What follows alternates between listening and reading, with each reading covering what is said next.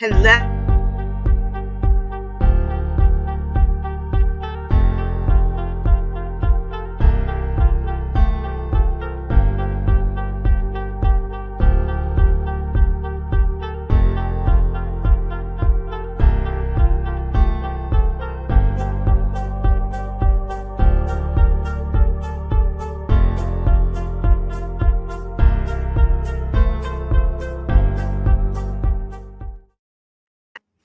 Hello, my friends. Hello, loves. Like one of those days, things are just not working correctly in this technology world today. But welcome to another episode of the Rustic Spirit podcast. I'm very excited to have you guys here with us tonight. I'm very excited about our guest. He is definitely one of my very close friends, very near and dear to my heart. But first, I just wanted to kind of give us a little intro. I'm sorry, my words tonight just don't want to come out. So I wanted to say that t-shirts and hoodies for the podcast and for the store are now available on my Etsy shop, but you can also reach out to me in general. We have long sleeve t-shirts, we have short sleeve t-shirts, and we have hoodies. And they all say "Be the light in someone's darkness" in the back. And when someone's standing behind you, they're going to be able to see that. And my goal in life is to spread that light in someone's dark world. And then tonight we have Russ. He is the podcast host of Compass of Curiosities, as well as co-host of Unturned Pages. He is going to be with us tonight. And then here is where you can find the Unturned Pages and the Compass of Curiosities podcast. They are pretty much everywhere. And I think I watched their episode last night. There's some little issue there with iTunes. I'm not sure what's going on if they fixed that, but you can find them. They're on Facebook Live. Sunday nights is Unturned Pages, and Monday nights is Compass of Curiosity on Facebook. And then you can find them pretty much anywhere else you can find podcasts. iHeartRadio, YouTube, and Spotify, all of those. So without further ado, let me just bring him on and see who else is in here with us. I'm not even seeing the comments for some reason. There we go. So we have Sabrina Marie. Hello. How are you tonight? Hello. I need to get off the comments because I have someone doing comments for me and I'm not used to it. Exactly. Yeah, you don't need to worry about it. I can just sit back. This is very weird for me. I have all you have to do is talk. I know. Jenny from Unturned Pages is doing comments for us tonight. Thank you, Jenny, so much for helping us out. Even though I know you have a little pain and sickness going on, so I hope you feel better. So yes, Jason, you're here with us. You caught the live stream on time. I know you texted me earlier and Jason was like, are you guys going live? Are you guys going live tonight? Hi, Susan. How are you? Oh, Susan. I love Susan. Dale. Hello, Dale. And then we have Courtney Peterson. Courtney's part of the Get Haunted Network, and she does some amazing work over there for us, always on the shows, promoting both of our shows. Awesome. So, Courtney, thank you for popping in. I know you're on vacation right now. What are you doing? Oh, and look, Megan is here too. Megan. Yes, how are you feeling like in your brand new place? I'm so excited. I know, right? Yes, I heard you last night. You called her out and was talking about Sabrina? How's the hair? And he has a lot actually on his face. You just can't see it because it's very light. There you go. There it is. Growing out. Damien, that was your guest last night, wasn't it, Russ? Yes, it was. Yes, he was. Good morning, Damien. It's what, like 2 a.m., 2:30? Yeah, roughly about like 2:30 over there right now. Icy's in the room right now. All right. Hello. I think I see, Megan. It's a big adjustment. Fire alarms going off the first night didn't help. Oh, wow. Didn't we say something about fire alarms didn't we say something about that, Megan, when we had our reading? I'm not sure. Mondo Docs is here. Hello, Lawrence from Mondo Docs. Lawrence. He's been on this show, and I'm going to have him back on, hopefully. Lawrence, please send me a message. We're going to get you back on. I know. I need to get him scheduled to have him on mine. Oh, we got Michael Myers in the room now tonight. I know. This is very weird because we have two podcast hosts. So we got Russ and I. Now he gets to be I can't help it. You can't help it. I know. I'm the same way when I'm on there. Kevin. It's weird being on the other side of things.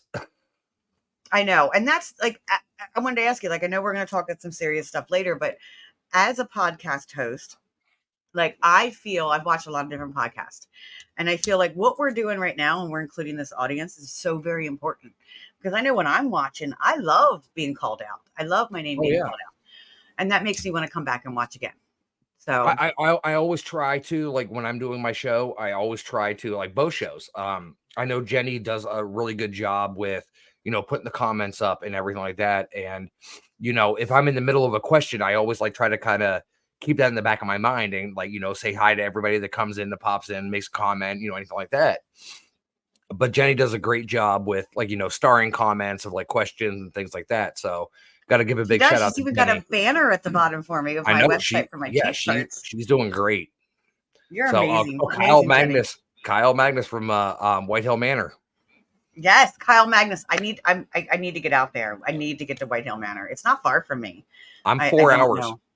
I'm 4 hours away. I've already talked to Kyle, and I've already talked to for the life of me cannot remember her name, but yeah, I've already talked to them. I talked to them in Gettysburg, and I was like, yeah, I definitely need to make it down.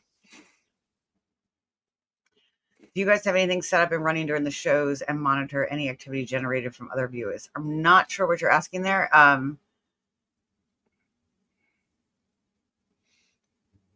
Like other viewing spots. Damien always asks the good questions. I know. He wants to stump us. He does. So love White Oh, Hill. Dana, you've been to White Hill. Mm-hmm. Dana from Dana's Pink Wishes. Love her to death. So after last night, I just got to call this out real quick. So after last night, and we were talking about the fairies on your show. I asked about the fairies and, Yep. and the dryads. She sent me the video of her fairy garden. She sent it to me too. Oh my God. Wasn't it the most beautiful thing ever? It is. I'm like, it honestly is. just the energy in that garden. It was so pretty. And I'm like, how do you keep it where it doesn't like get all messed up by the rain and the storms and stuff? It's so Oh pretty. God, like we got Shauna and Brooke in here. They were at your wedding, and Yes. they're seeing me without a beard and everything now, and no Pennywise mask, and Yes. I know. I thought for sure you were going to come on with the Pennywise mask. You have the I hat. thought about it. I thought about it, but I decided just to go with the hat instead of the full on. So I was thinking. So, for those of you who do not know and have not seen the pictures that I keep posting everywhere, Russ was our officiant of our wedding and in Gettysburg at the Battlefield Bash at the what's the Sox bridge? Bridge. Sachs Bridge, and he did an amazing job, and I'm so grateful that he was able to do that for us. So, and it was an honor for you guys to ask me. So I mean that really meant a lot to me. So, and the people I met from just through your wedding, like, have now become lifelong friends. I mean, Kevin gave me a lap dance dressed as Michael Myers. I mean, come on. I know for some reason that keeps coming up on my Facebook page, and I don't know why. Like, I'm like, it's like July 26th, and it's still like showing still up on my popping up. Facebook page. It's still popping up. They're very popular. There's wonderful lap dances. Given and received. Yes. So I have a question about Yes. being a podcast host. What called you to be a podcast host? Why did you want to do this? So this actually goes back a little bit. I found out later in my life, after my grandmother passed away, that she was actually during the 50s and the 60s. She was actually a local AM radio host. And radio has always been like kind of a thing for me because I always say I have the voice for radio, just not the face. So You do have the voice. So I have the voice for it. So it was one of those things that kind of just fell in naturally. I love talking to people. I'm a very, I do have anxiety. I am on the spectrum.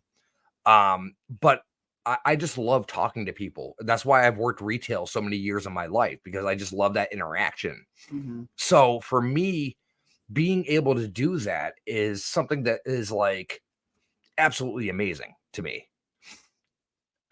So it kind of falls back to I don't want to say lineage, but it also falls back to, like, I was always close to that grandmother. Mm-hmm. So, like, she never told me about it, but after she passed away, I found out about it, like going through her things and everything. And my dad told me, he's like, oh yeah, she was, she did this in her early years because her husband, my grandfather, was actually a World War II aerial photographer. Oh, that is so cool. So I actually have a book that has like a lot of the aerial photography that he took when he was in World War II.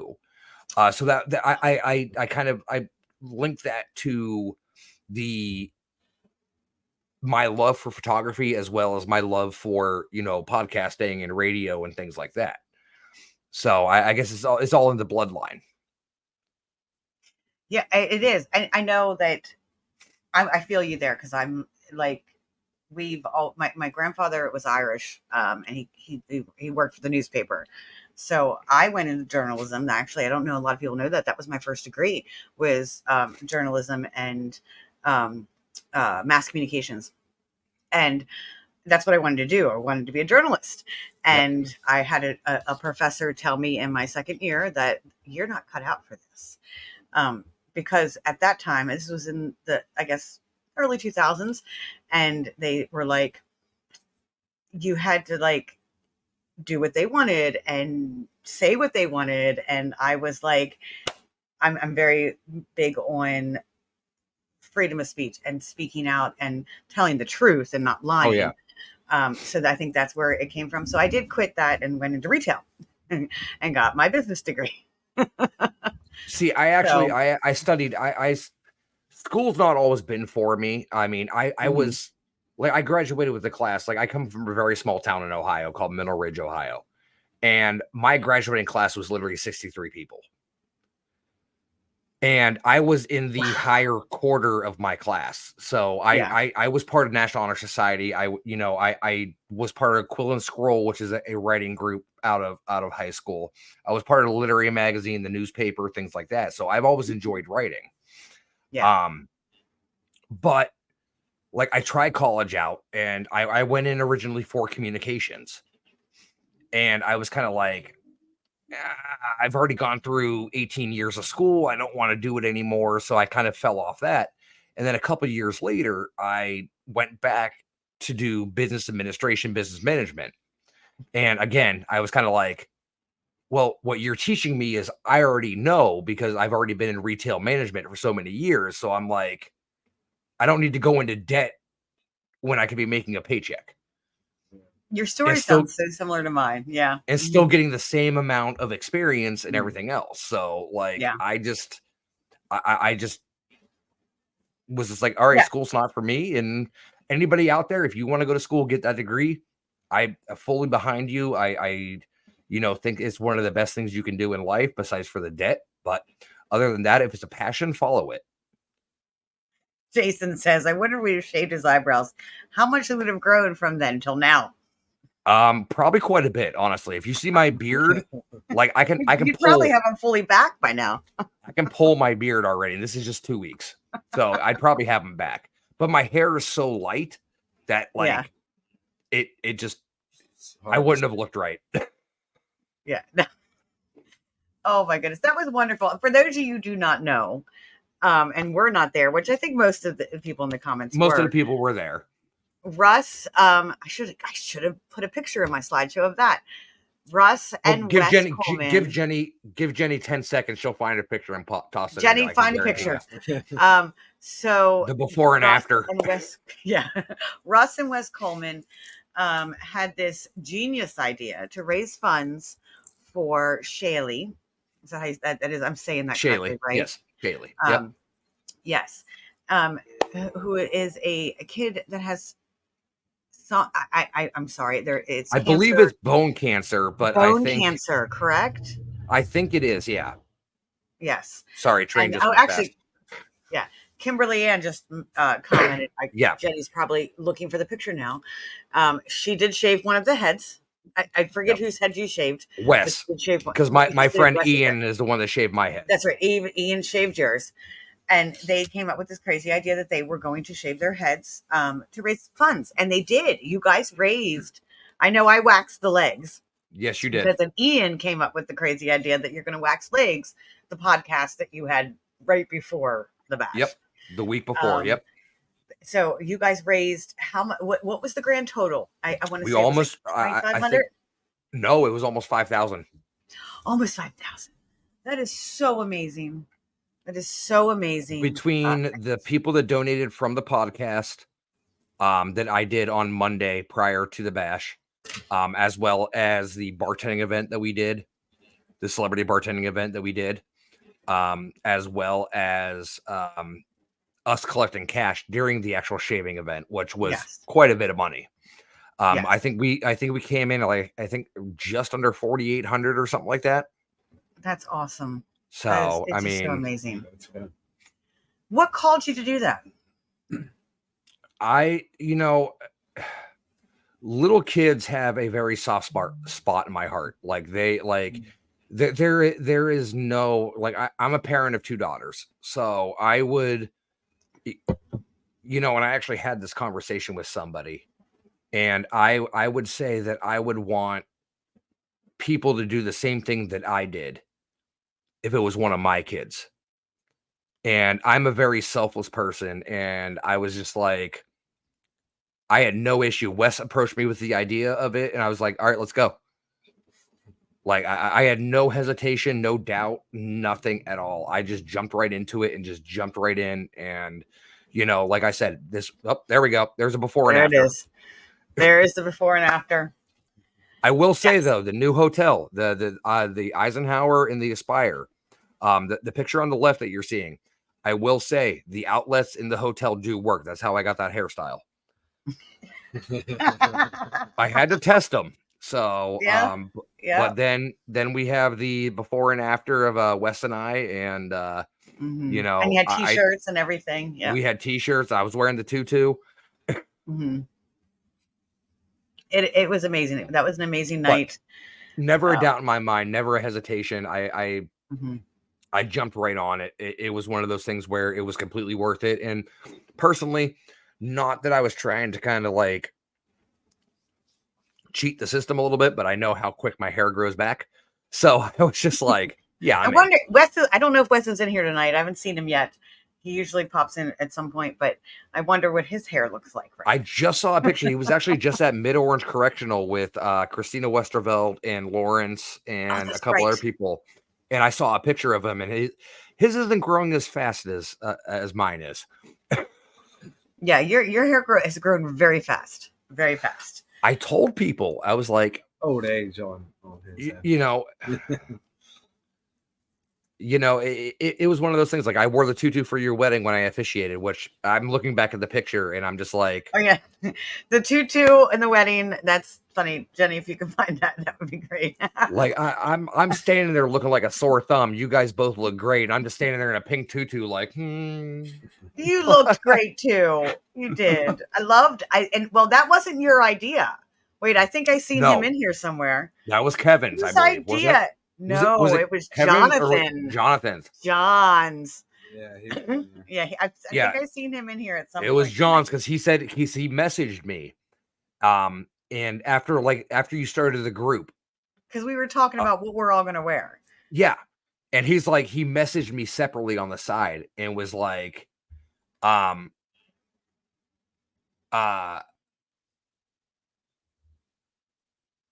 he was like, hey, I'm ordering a 2-pack of tutus. Will you wear one? And I was like, yeah, for sure. Like, if you order it, I'll wear it. And he's like, oh, you think so? And I was like, you give it to me, I'll wear it. And the minute he handed it to me, I put it right on. So I was like, you think I'm kidding? I know, because I was fashionably late to my own wedding when I got there. Yeah, and Gary, Gary had a little bet going on there with you two. Oh yeah. Oh, that's right. We forgot about that. Oh, thanks for reminding me about that. Yeah, I forgot. You're welcome, sir. You're welcome. Come on. Oh yeah. Here we go. There we go. Russ in the pink tutu, Mary and Gary and I. You know what? I would say it's one of my prouder moments, but also not a prouder moment. But well, I think it's so funny. Like the picture, like I wanted a shot of like Pennywise taking me into the woods and Gary's saying, "No, stop me." He's back there laughing. Yeah, Gary's back there like, whatever, take her. You know, Do you me can the tell who the favor. actress is here. Like, I'm like, look at my face. You can see, like, you know, I'm into the role. He's Exactly. Exactly. I mean, But- hey, everything was done with him. He just wanted to go back and start drinking. Which I Eat the don't blame cake. That him. was wonderful. The cake was. Did you have any of that cake? I did not. I'm not a sweets person, so I did not. But my wife did have a piece, and she said it was absolutely fantastic. That was amazing. The cake looked beautiful. Bailey, I don't know if you're in here, but Bailey made the cake, and it was fantastic. But it also looked. You can't find a baker that can make the cake look good and the cake taste good at the same time. Yeah. No, So. it's either you either get one or two. Like it's you decide whether it looks good or it tastes good. You can't have both. But that one, from what I've heard, has been astounding. It was. So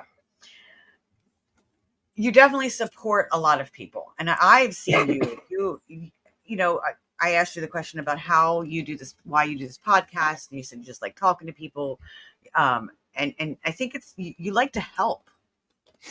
You know, you are a helper. You're one of those helpers in this world that, you know, are rare to find. And I've watched your podcast. I do feel like you spread joy. You do spread a lot of help to people. Where does that come from? Like, why do you like to help so much? Honestly, there's Bailey in here now. There's Bailey. That's the cake maker. Bailey, if anybody needs a cake, you need to go to her. It's the cake lady. Mm-hmm.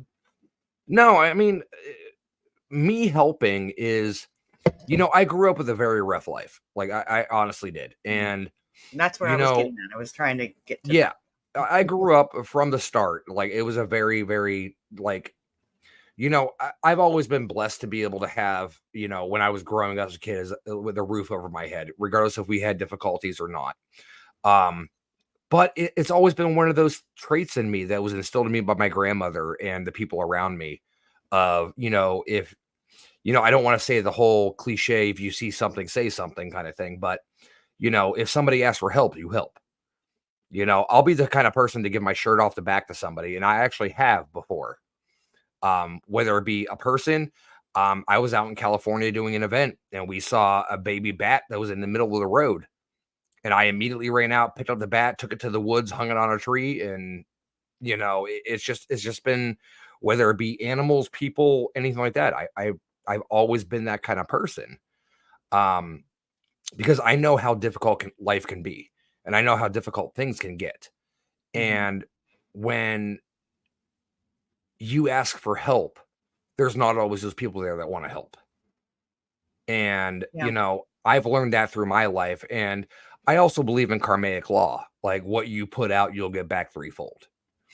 And exactly. Yes. And, you know, so I don't care if I'm down to my last dollar, I'll give it to somebody.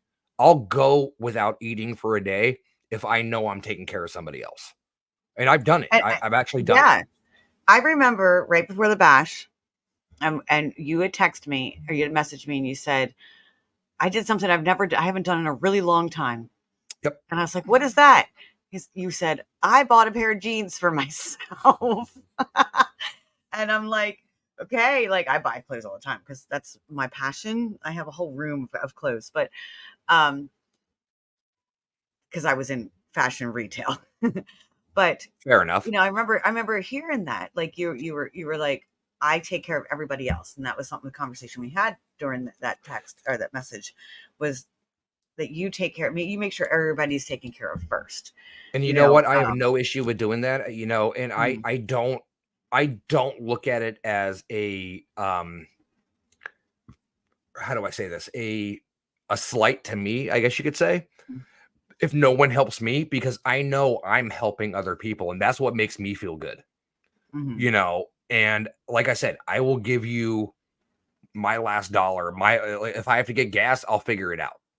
You know, I can always figure something out, you know, and it's one of those things that just translates into everyday life of, you know, like Damien just said, in a world of darkness, all it takes is one light to shine. And then that's what, like my shirts, the back of my shirts is what it says, you know? So be the light in someone's darkness. Yes. Exactly. Because you know what? It's always darkest before the dawn. You It know, is. and it's one of those things where good times and good things will always happen. But So who you just lights have to your be light? patient. My wife, She is. Your wife is my amazing. kids, Good answer. Good answer. my kids. She's not even listening. She's already in bed. But my kids, even though I'll get to that whole story. And Yeah. anybody listening, you will hear a lot about me, and I am very much an open book, and I'm not above sharing my struggles and my downfalls that I've gone through in life, because I believe every downfall you've gone through is what builds you to the person you are today. Absolutely. So I believe that, it's one of those things where, like I said, the karmic law, you help, it's going to come back to you. It does. It does, but not always when you want it to. And I know you and I've had that conversation before. You're like, because we both are healers, we're helpers. And then we're like, why am I not getting anything? And I know you've had some challenges lately, and um, I'm sorry that Damien's comment in the chat room was kind of like made me tear up a little bit. Okay. Exactly. Damien, I love you. Just met you on the podcast last night. I think you're amazing. You have such good energy, like that. And that's exactly what it is. Like, I have people, and I'm not going to call out any names, but you know who you are. I always say good morning, and they just say morning. And I'm Yep. like, why not make it a good one?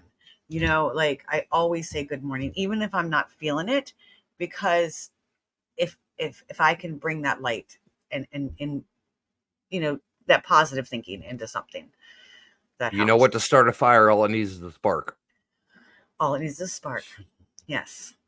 And Russ, you are a spark. I don't know if you believe that all the time.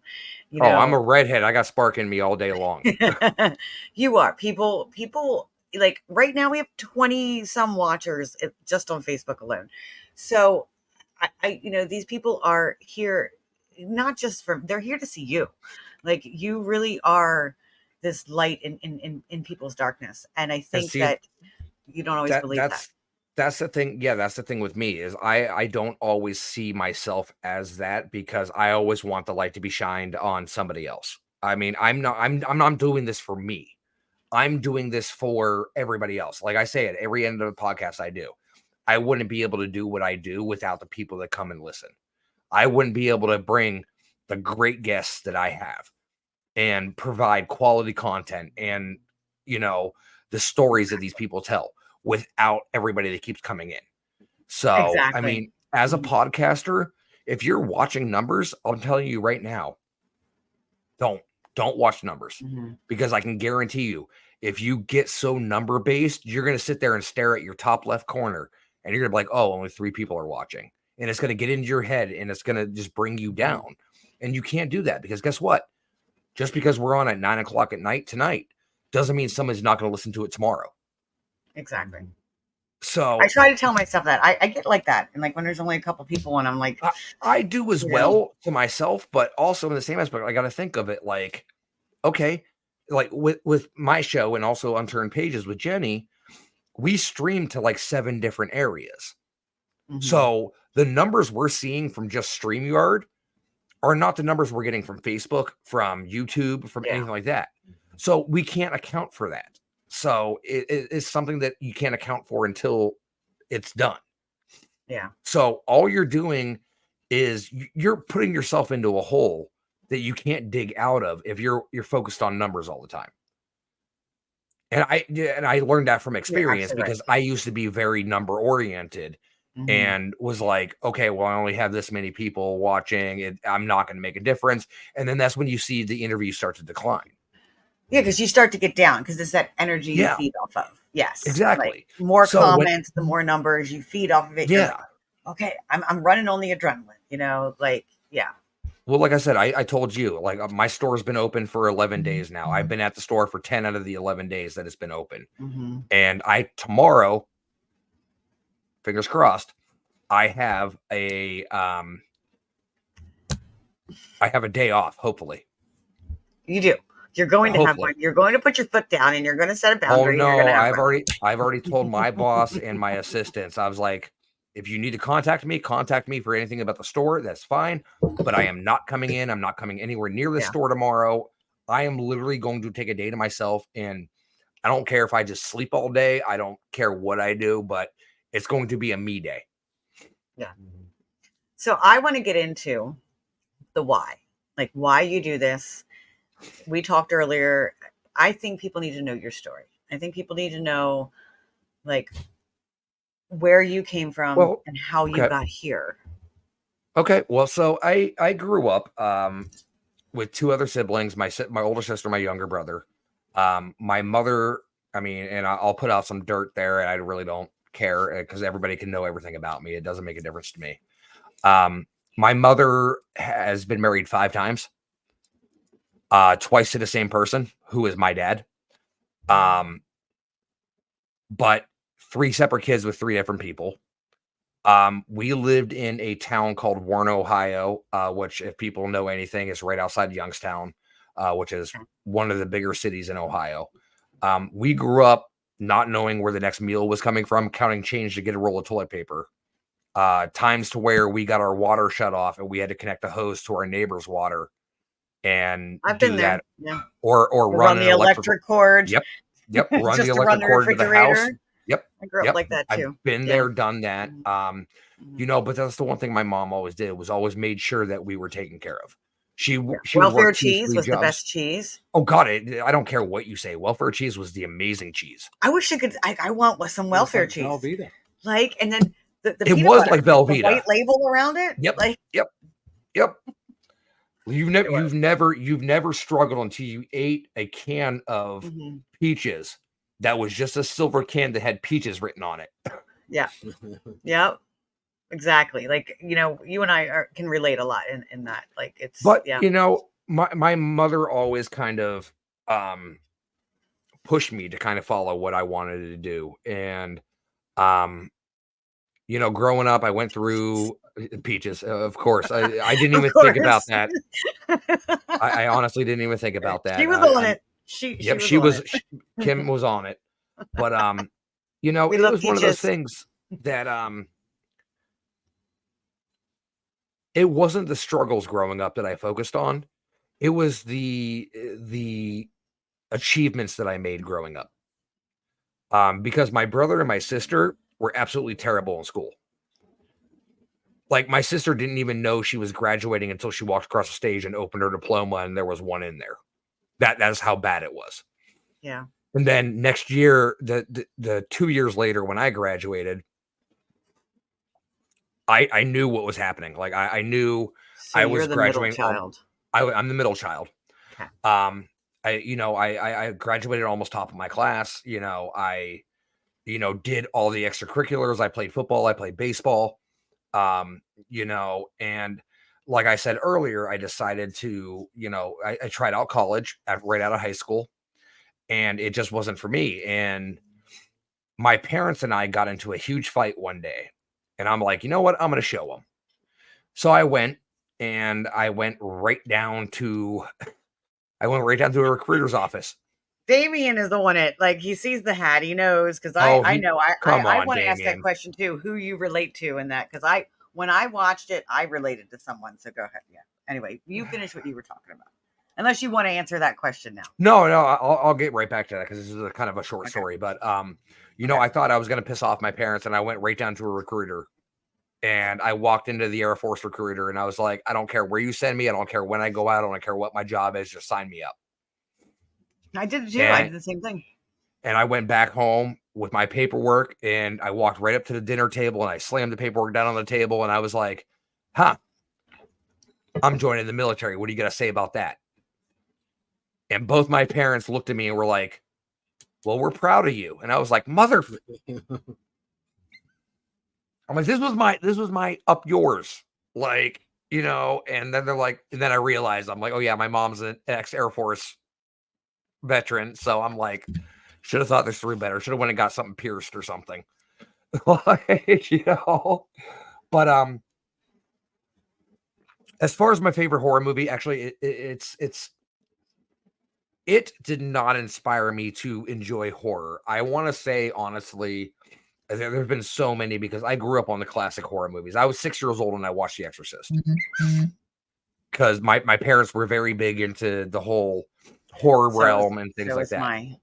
my So, stepfather. Yeah. I mean, I've watched so many over the years, but I have to say, what really inspired me was actually House on Haunted Hill with Vincent Price. Yeah. Like some of my favorite movies were House on Haunted Hill, Pit and the Pendulum, you know, Yes. those old school. I mean, Boris Karloff, Vincent Price, Bela Lugosi, like those are like my icons. We And being 40 rewatched the years original old, Halloween oh god, recently. yeah, yeah. I was so bored, It's so boring. I was like, But you have to realize, like, but I appreciate it. I appreciate it. But those movies back then weren't made to be like the special effects that we have now. You I know, didn't and I realize will the acting was so horrible too. oh god, oh yeah. It's like you look back and you watch them again and you're like, "Holy, what the like we just watched my wife's on a thing now of for our honeymoon. She actually got me a tour, the Stephen King tour up in Bangor, Maine. And we had a private tour. It was just us and the tour guide. Took us all around Maine, showed us places like Stephen King film movies, where he wrote, where he lived, everything. And I fell in love with it. She had never once read a Stephen King book prior to doing this. Coming back from that tour, she went out and bought like 8 Stephen King books. And she's been reading through them. And every time she finishes a book, we have to go back and watch the movie. So watching some of these movies that were released in the early to mid 80s, like Carrie and, you know, things like that. Cujo. So we haven't watched it. She hasn't read that one yet. Cujo. She hasn't seen it. But that was like the fakest dog ever. Pet Cemetery is my favorite. But Pet Sematary, we watched that one. We just watched, I had her watch Misery, which hands down, Kathy Bates was hands down amazing. The best. The best. The Shining with Jack Nicholson. Oh, goodness, yes. Even though that was Jeff, if you're not here, no, you cannot get Jack Nicholson. You can try all you want. Sorry, it's a private joke there. Oh no, trust me. He's been sending me stuff too. Trust me. Oh, he's been sending everybody. We call him Crack Ducks. Like that's. Yep. I don't know if you saw that little message in our group today where it was like me and Crack Ducks. I love you, and he's the Crack Duck now. Like she literally created a Facebook page called Crack Ducks Paracon. I'm not surprised, honestly. But no, I mean, like growing up, like for me, like it was one of those things where like I enjoyed horror. I'm more of a like I can go back and forth between comedy and horror because every time you need a little jump scare, but you need a little laugh. Yeah. So I'm more into psychological thrillers. I am too. And if you haven't watched one, I'll tell you what, Session 9 is such an amazing movie. Okay. It was actually filmed up here in Massachusetts at actually Danvers State Hospital before they tore it down. It was actually filmed there, but it is such a great psychological movie. Okay. So definitely look into that one. Send me that in a message. Of course, I can remember it. Yeah. Damien, I'm actually going to be seeing John Kassir in about a month because he's doing an event that I'm doing up here in Massachusetts. So, is he doing that event? Yeah, he's doing the Plymouth Paracon, or not Plymouth Paracon. There's an event down here in Plymouth, Massachusetts that is called the Hometown Haunts and Hops, and they're holding it at a brewery. Hops. That sounds like beer. Yes. So they're doing it at a brewery, and Gary's just here along for the ride. He's just here for the looks. Yeah, I don't even know if he thinks he knows where he's at, but on my way to the moon. Yeah, hey, you know what? Let's go, man. But they're gonna have at this event, they're gonna have the original, well, not the original, but they're gonna have an Ecto 1 there, of course, from Ghostbusters. They're gonna have a Raccoon City Police patrol car from Resident Evil. And the one thing that really stuck out to me that was like, I'm doing this is this close, is they are actually going to have, I don't know how they got a hold of this, Oh God, needs more cowbell. It's not a cowbell. Damien Oh said he was Lord. born on the wrong side of the water. No, we were. No, we were, sir. We were. No, but I don't know how they got their hands on this, but oh, there's a bell. There's a bell. Yeah, you weren't around for the bells. I was not. But for somehow they actually got the actual screen used 1990 Tim Curry Pennywise costume. Seriously. So how they got that, I have no idea. But I've already told the event organizers, because I've been in touch with them because I'm getting a table at this event and everything.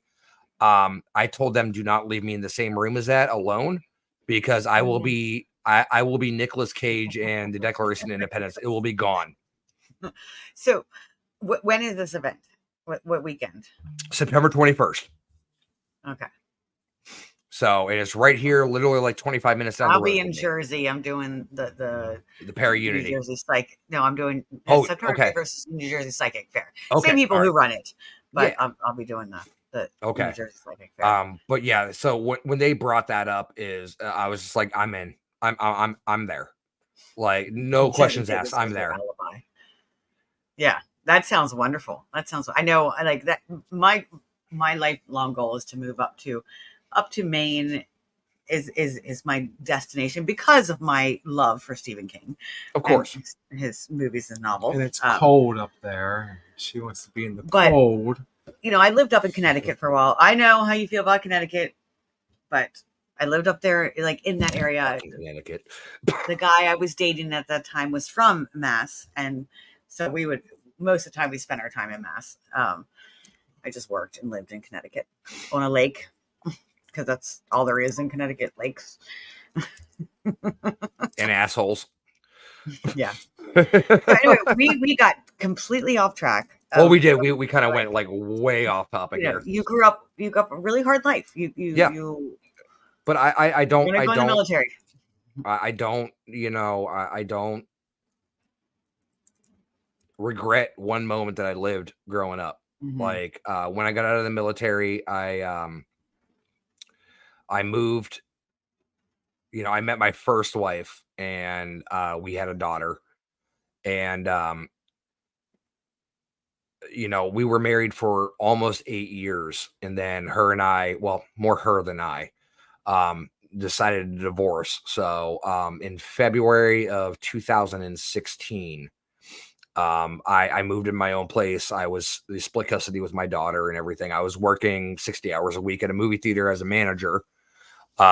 So in some way, one way or another, I've always been involved with management and things like that. So, and that's something I just love to do.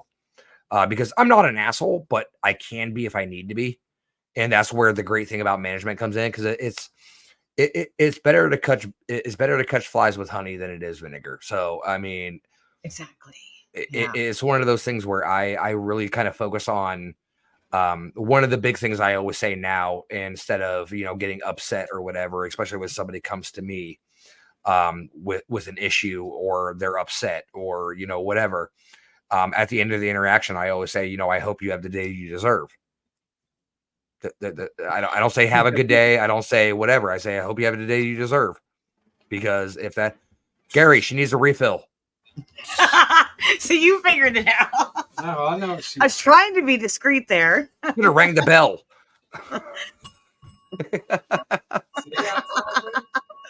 No, so February of 2016, I moved into my own place and everything. And we were going through the divorce proceedings and everything. And this was in Ohio, right? This was in Ohio. I was living in a town called Delaware, Ohio, which is a suburb of Columbus. And I was still working all the time and everything. I was taking care of my daughter, and my ex-wife did not enjoy the fact that I started dating again. And in August, September, she, for no reason, just yanked my daughter from me, wouldn't let me see her. And I was like, okay, there's no reason for this. I'm paying child support. I babysat her for, I wouldn't say a babysat. I was being a parent. Yeah. She would drop her off at 4:30 in the morning and I had to be at work at 8, but I would still get up, have her. I would be at work till 2 o'clock in the morning, come home, get 2 hours of sleep, be back up again to take care of her. Oh, Sabrina, so you know exactly where it's at. Yeah, I used to live in Delaware, Ohio. I used to work for Marcus Theaters, right there in Polaris.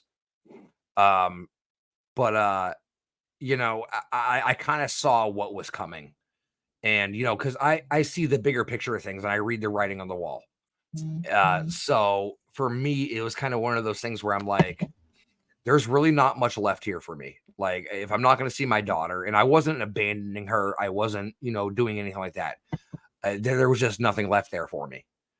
And so I started dating my now wife, and I kind of talked to her and I was like, hey, why don't you, move to Ohio? It's cheaper So cost of she was living. from Massachusetts. She's from Boston. Well, yeah, she's from Braintree, which is Okay. everything up here is a suburb of Boston.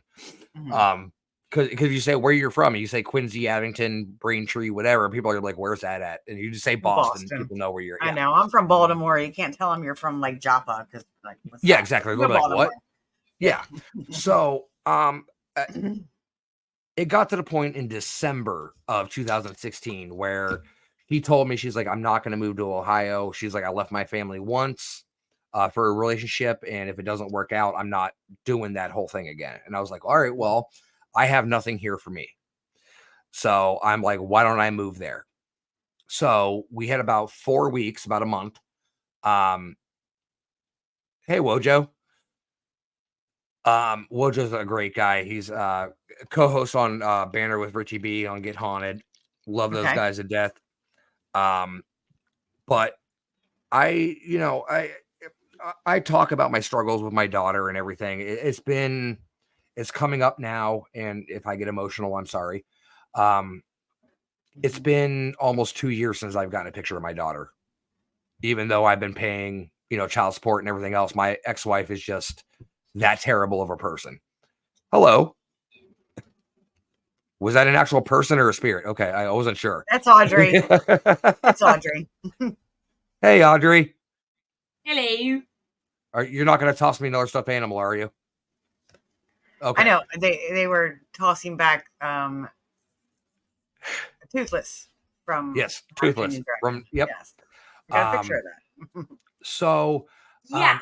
I decided to make the move. I was renting a 2-bedroom house, and I had a 1995 Ford Ranger, and I decided on a whim, I'm just gonna toss everything that I can fit that I want in my truck, and I'm just gonna move up to Math. Nicole at the time was looking for a place on Craigslist or whatever for me to live at, where they're renting a room, something like that. So because I was in Ohio, I was paying $650 a month for a 2-bedroom house on land, everything like that. I was paying $800 a month for a room up here in Massachusetts. So that was kind of a big shock to me. But I moved up here. The first place I got, things were going good. Like the first week or two I was here. And then I come to find out the guy I'm renting the room from is, and I don't want to throw anybody out there, but was one of the biggest cocaine dealers on the South Shore of Massachusetts, and was having very, very nefarious, I guess, activity going on when I was not at home, because I was working midnights at the time, and it was just, I got into a bad situation with him. Not that I was doing anything, but when I was living in his house, the house had been raided 4 times by the police. Damn. And it just got to the point where I'm like, I can't do this. I can't put myself at risk for being involved in this or anything. So I left, and that's when I started living out of my car. And While looking. You actually made a picture the other day about the Correct. hotels too. Yeah. So, I mean, that's when I started living out of my car, and that was by choice because I wanted to remove myself from a situation that could have been hazardous to me. because 2 weeks prior to me leaving, the guy I was renting the room from actually got jumped. Somebody came to his house and actually beat the living shit out of him because he owed them money. So I'm like, I can't be involved in this. Like I can't. So I No. made the decision to start living out of my car. And because because I was working and I was also getting child support taken out and everything, I wasn't making that much to be able to live in Massachusetts by myself. So Damien, my first car was actually a 1990 Chevy Cavalier 4-door. I remember that very specifically. But so I removed myself and I was in my car for almost 2 weeks. And I was just driving from rest stop. I was staying at beaches because it was during the summer. So I was like, I'd pull up to a parking lot at the beach that was open all night, and I'd roll down my windows and I'd sit there and listen to the ocean. I'd fall asleep. And then when I started going into it a little bit, I was like, okay, I need a shower. I need a bed to lay in. I can't keep curling up in the back of my car. It's so different now because we have like the people join, like there's a lot of people live in their cars now, and yeah, we have the Planet Fitness $10 a month, and they can go in there and shower. Oh yeah. Yeah, Yeah. I actually did that. I actually signed up for Planet Fitness and I actually went and took Okay. showers there and everything. Yeah, So that's like the because best thing to do if you're homeless. because the job I was working at, I've I been was working homeless before too. I was Yeah. working for Home Depot, so I was doing overnights at Home Depot doing all the setups. So I would leave work and I'd be absolutely filthy. Like, Mhm. Yeah. So I would have to go to like Planet Fitness and I'd go and do like 10 minutes on a treadmill and be like, okay, I'm gonna go take a shower now. Like, Mhm. I didn't want to make it seem like I'm just walking Mhm. in to use a shower and then leaving. Like, Yeah. kind Yeah. of make it seem a little, whatever. Yeah. But Let me do a then little fits and then we'll. yeah, put a couple reps up, walk a Yeah. little bit, it's fine. Mhm. Yeah. But the picture I did post, anybody that's friends with me on Facebook, I did post a picture of the motel I was staying at because I was actually renting weekly from a motel.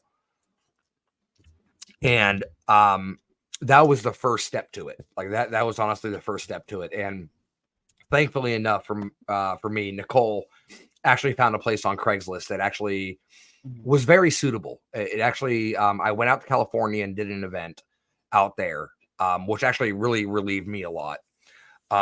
Because I was like, I had a bed to sleep and I was in a hotel. I had a shower. It was, Mhm. I didn't have to worry about where my next meal was coming from. And when I came back from California, Nicole told me, she's like, hey, I found you a place, why don't we go and meet this person? And, you can kind of decide for yourself. And so I went and I met him and it went great. And I actually lived there for almost 3 years. And it was beautiful. Like my back porch looked right over the ocean. Like it Oh, was absolutely nice. amazing. Mhm. And I'm not a beach person. I'm more of a mountain cabin kind of person. But I finally proposed to Nicole and we got our own place. And we've been in this place now for 4 years now. Actually, yeah, roughly over 4 years. Yeah. Um, you know, no, Kara, I really appreciate that. I'm an open book. I mean, I will tell you anything. I You like need to write a book. Stacy was You need to telling write a me book. I probably do, but no one's gonna read it. So I mean, no one listens to me bitch anyway, so who's gonna read my story? But no, I mean it's one of those things that round two. He's not talking. He's just going to ring the bell.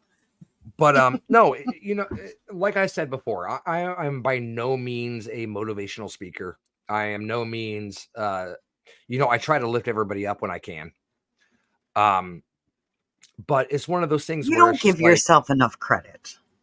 I don't, and that's something I actually need to start doing more. And I've I been know we've told been that. having that conversation, you and I both. True. And like I said to you, Gettysburg really changed my eyes on a lot of things. And I think that was kind of the kick in the ass I needed to realize, like, I need to start Mhm. not discounting myself and actually giving myself a And little more coming credit to more events events and getting around your people more. if I can. I mean, I know. that's the problem. Like we take one big big trip a year, and that's Gettysburg. And, if I had the ability to travel more, especially with Nicole's PTO and me working and everything like that, it's just difficult to do. But, it's one of those things where, like I said, I'm not a motivational speaker. I'm speaking from the heart. I'm speaking from experience. And you know what? The experience I have is hoping that somebody doesn't have to go through the same thing I do. Yeah. And, Yeah, that's exactly it. Yeah. even if they do go through the same thing I do, I can say, I've been there. I've been through it. I know what you're going through. Because you have those people where you're like, you tell them something and they're like, oh yeah, I can relate, but can you? Like, just And because have you ever wondered, like I've been through, we have a very similar story in our life. We've talked about this. Do you ever wonder, like, I think I've come to the realization that I've been through all of this, so that way I can help these people. Like, it's almost my purpose. I don't want to call myself a martyr, but it's so that I know and I can connect and be like, yeah, I've been there, and really understand. But you know what? You can throw yourself on a grenade in front of somebody to save them before you save yourself. I don't know. Same for you. Same for you. We've been talking about that. Yes. But you know what? Honestly, like I said, the experiences I've gone through in my life, I don't see it as a disadvantage. I see it as an experience. I see it as building to who I am today, because everything you've gone through in life is who molds you and makes you who you are today. And I wouldn't be the person. Yeah, I wouldn't be the person I am today if I didn't go through that stuff. Like, I'm not going to be one of those. Sorry, yeah. Did you just read that comment as well? Yeah, Jenny. But I if I wouldn't have gone through those experiences, I'm not going to be that silver spoon kid in living the life of driving mommy and daddy's Mercedes Benz and everything like that. I've had to work, fight, everything for everything I have, everything I've done. So that's why, like, when you brought up earlier about the comment about that I bought myself a pair of jeans, that's a big thing for me. Like, I know it was a really big thing for you. I was like, I haven't bought my own jeans in probably 5 years. I buy you jeans. I never buy myself things, because immediately when I buy myself something, I always go, well, I could have used that money towards something else. I could have, done this. I could have done that. And what is that underlying emotion that's under there? Guilt, shame. Yeah. I mean, it really honestly is. And it's one of those things where I don't discredit or look badly upon my past, because you know what? I've made my fair share of mistakes. Have I always been the best friend? Have I always been the best husband? Have I always been the best partner? No, I haven't been. And I can fully admit that, and it's one of those things where it's the self-reflection of you looking back on what you've done in your life. And I say it all the time, because people always ask, what makes you happy? What makes you satisfied with life? And my answer is always the same answer. And it's, if I can look at myself in the mirror at the end of the day and smile and nod my head going, you did okay, then guess what? That's my happiness. That's where my pride comes from. Because guess what? I didn't hurt anybody. I helped people. Yeah. I didn't take away from people. I gave to people. It's one of those things where, if I have it, I'll give it. If I don't, I'll figure out a way for you. Yeah. Susan mentions you must care for yourself, even if it's 15 minutes a day to meditate. And, I'm a big one. I always say, fill your own cup, fill your own cup. But what if filling your cup is helping other people? Because when I help and I see someone smile, or I got a message today and it just said, you don't know how much you have helped me and what you have done for me. Yeah. That fills me. So I will continue to be that healer and helper, and I will put myself out there. And I think you and I both need to realize that you in a sense are a healer in what you do. And that this is a way for you to give back. Well, not give back, but to your purpose. Of course, of course. Mm-hmm. And I mean, you know what? And I'll go old school here. My cup of overflow for those that I help. And that is the Mm-hmm. reason my cup overflows, is because I have more than enough to give to help other people. It may not be monetary, but it's emotional support. It's an ear to listen. It's Oh a yeah. shoulder to cry on. People don't realize that if somebody says, I need help, it's not always handing somebody a $5 bill. It's Yeah. sitting down and listening to the person. Mm-hmm. And that means more to anybody else out there, is actually having somebody that's going to be unbiased and actually listens to you and doesn't judge you. Mm-hmm. Because So on that note, I want to connect that to your hat and the Losers Club. yes, Lovers Club. Like, for those of you who've seen Pennywise or seen it, like, you know what the Losers Club is. And isn't that what that's about? They hurt Yep. each other. They supported each other. They finally found that family. that core group. And you know what? I always say, family doesn't have to be blood. Yeah. You have I your know. blood family, and you have your chosen we family. had that conversation today too, didn't we? I had a little moment today myself. You know, you have your chosen family, and the family I have chosen has been absolutely amazing. It has been an absolute great cause of support. Yes, Kimberly, you are part of the Losers Club. I mean, anybody I come across, you're more than happy to join the Losers Club. I mean, honestly, Yes. it's one of those I know. things that you have the tattoo. I actually am kind of thinking about getting it. Would that offend you if I did? let me see if I It can is. twist my arm here enough, but Yeah. it's not really. Yeah, you can't really. My arm doesn't bend that way, but It doesn't bend that way. So, who do you connect with most in the Losers Club? I actually connect a lot with Bill, excuse me, because he's the shy guy. He's the kind of, I'm going to take the back step, but when shit falls down, he's the one that's right there doing everything. Mm-hmm. I mean, he's not the one to rely on, but when push comes to shove, he's right there. Mm-hmm. So, I know. I mean, I watched that movie after our wedding because I just was like, oh, I need to watch it. I haven't watched it in now, a while. did you watch the original 90? No, I watched the new one. No, I watched the original. Chapter 1. Right. Okay, You watched the new. No, I watched the new one because I'd never seen the new one. So you watched Skarsgård instead of Curry. Yes. Okay. Yes. And so I watched it, and I was like, because it was like literally like when we got back in the bash. I think it was that Sunday or that Monday when we got back in the bash, and I was like, which one does Russ relate to? And I did, and I think that was the one that I kind of felt like, yeah, that's who you are. Yeah. I mean, honestly, that's the one I would relate to. I mean, you had 7 members of the Losers Club, and they made that commitment at the end of the movie. If he comes back, we come back. And you know what? My core group of people, we are the Losers Club, because if anything goes down, we know we're all coming back, and I can know who I can trust and I can count on. So, I mean, that's what makes the Losers Club the Losers Club is, we are lovers. We are putting out good into the world, and we are, helping everybody. We may be the island of misfit toys, but guess what? We'll be the first one in line to help you out.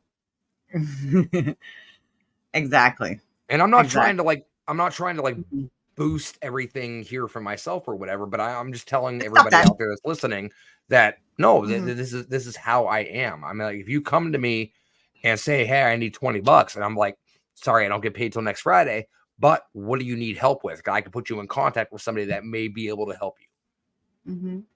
When I was homeless, you check in on me all the time. I check on you. Like we're always like, hey, what's going on? If I see a post, I'm like, boom. You see a post of mine, you're like, hey, what's going on? Yes, the island of misfit toys is the best island. It's definitely a great island to be on. I hear they have a dentist on that island too. So yeah, is that who you relate to on that one? The dentist? Oh yes. Oh, of course I did. Definitely. I feel like I'm Rudolph. Like I always feel like I don't know. That's I don't know. But no, I mean, it's one of those things where, like, if anybody comes to me, I'm going to help them out any way I possibly can. And if I can't help you out, guess what? I'm going to put you in contact with somebody that can. Mm-hmm. You know, it's one of the things, like, I was told multiple times when I was sleeping in my car, they're like, the, I had people message me and be like, why don't you go to a shelter? And I'm like, because you know what? I have a car. Mm-hmm. You know, I have enough money to get like a 7-Eleven hot dog or, you I've know, slept in whatever. shelters. I'd rather sleep in my car. And that's the thing. I said, like, I've told multiple people, I'm like, I don't want to take up space for somebody that actually needs it. I have a roof over my head. Yeah. Regardless if it's in a parking lot or a tent, I have a roof over my head. I don't need to stay in a shelter. Give that to somebody that actually needs it. So, you know, it's one of those things. Mm-hmm. Oh, for sure, 100%. Yeah. 100%. Yeah. Yeah, I agree because you have that common connection. Like, What's the matter? sorry. Yes, exactly. I'm like, Oh, I don't care. I'll light up right now too. yes, go ahead. I think everybody knows we smoke. So go ahead. Light I one. try to behave on shows, but I don't have any. I know, but we're getting very deep, and I think no, it's one of that's those. fine. No, Yeah, and you know what? It's one of those things of where, course. you know, I believe I am who I am because of my experiences I've Mhm. lived in my past. You Yeah. know, one of the big things I really want to do for myself, and this is one thing I actually will do for myself, is I want to get a past life regression reading done.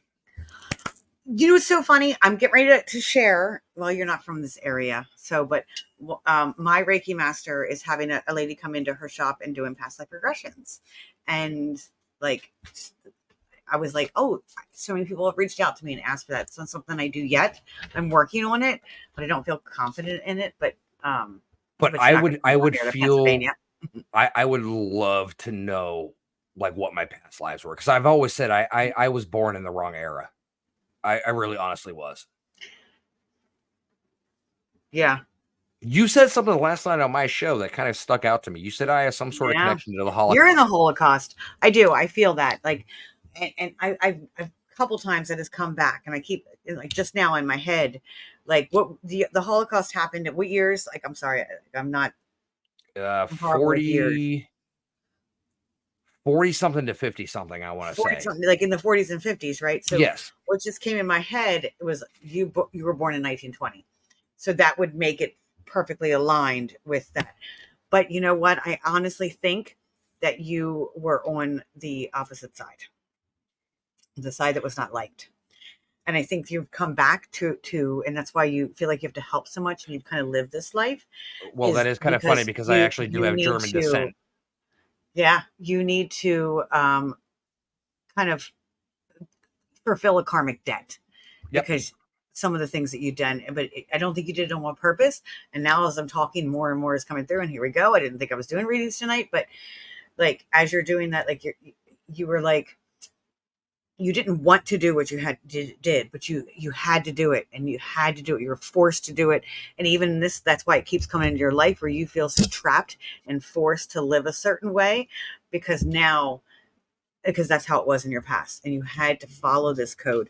Like I'm seeing like Wizard of Oz, the monkeys, and like because that to me, I relate that to the Holocaust, and like the monkeys in the Holocaust, that there was a connection there in that, Okay, so my wife's favorite movie is Wizard of Oz. but And she hates the monkeys. She will literally close her eyes and turn away from the screen when the monkeys come on. well, I don't know for sure, like, but I think those monkeys are a correlation of the Nazis. I think that there was a correlation Of there, but course. Well, I mean, look at the time Wizard of Oz was made. yes, and I think that was some, I don't know the word, representation or whatever you call it, Well, of like I that. feel So like I feel like I've had connections to the Titanic.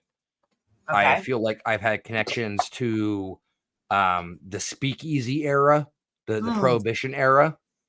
Okay, like I said, I feel like I was just born in the wrong century. Like I just Mhm. I'm, anybody that meets me kind of has to get used to my sense of humor because I am very dark. I make jokes very Yeah. candidly and very, um, and unless you know my sense of humor, you're not really gonna get me. But I am also probably one of the kindest persons you will ever meet. Like, You are. and I don't say that to boost my own ego or anything. I'm saying that because, like, genuinely, I feel like there are a lot more horrible people out there that are a lot more horrible than me. And if I can make one person smile a day, then that Why do fills you my think heart. you're so bad? And see, that's that karmic debt.